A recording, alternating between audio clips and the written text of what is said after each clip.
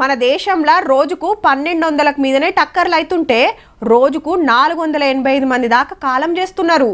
దునియా అంతటా ఉన్న బండ్లల్లా 100కి 1 బండి ఉన్న మన తానే యాక్సిడెంట్లు బగ్గైతున్నాయి.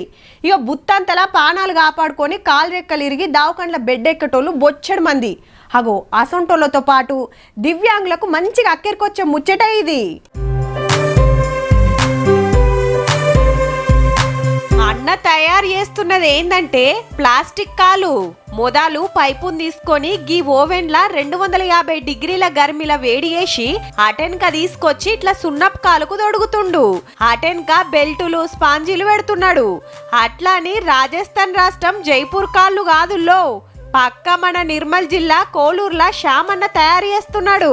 అప్పట్ల దివ్యాంగుల కోసానికి తండ్లాడే స్వచ్ఛంద సంస్థల పనిచేసేదట.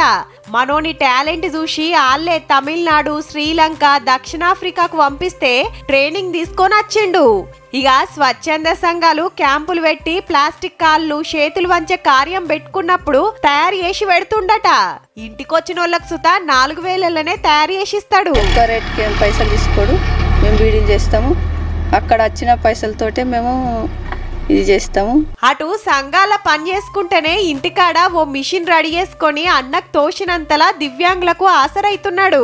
ఊకే పనుండది, ఆర్డర్లు వచ్చినప్పుడే చేయాల్సి వస్తది. ఇప్పటి వరకు 1000 మంది నడిచేటట్టు చేసిండట. 121 మందికి కృత్రిమ కాళ్ళు ఇక్కడ తయారు చేసేయడం జరిగింది.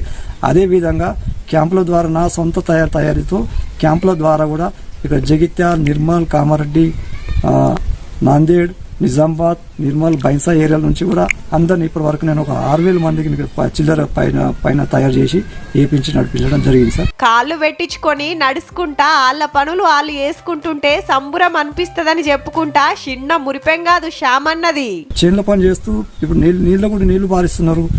గుంటు గాని నాగలు గాని కొట్టుకోవడం నడిపేసుకుని పనులు చేసుకుంటారు. జైపూర్ కాళ్ళు తక్కువ రేట్లనే వస్తాయి గాని పట్నంలా పవేడి దవకండల్లా కాళ్ళు పెట్టించుకోవాలంటే కిడ్నీలు అమ్ముకోవాల్సిన పరిస్థితి.